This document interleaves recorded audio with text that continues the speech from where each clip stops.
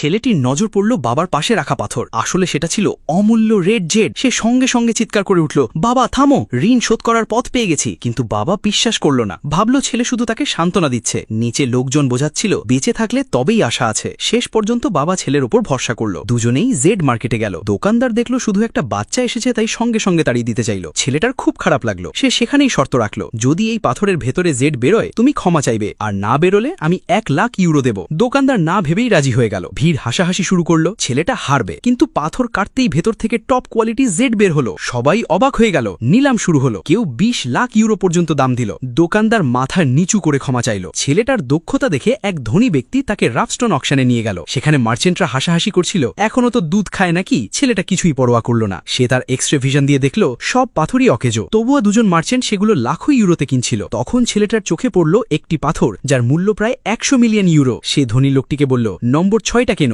মার্চেন্টরা আবার হাসলো।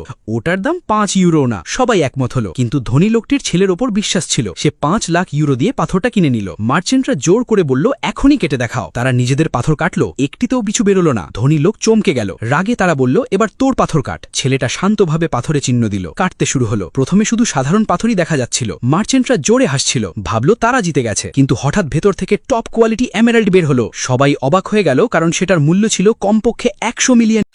নতুন নতুন ভিডিও পেতে ফলো দিয়ে পাশে থাকুন।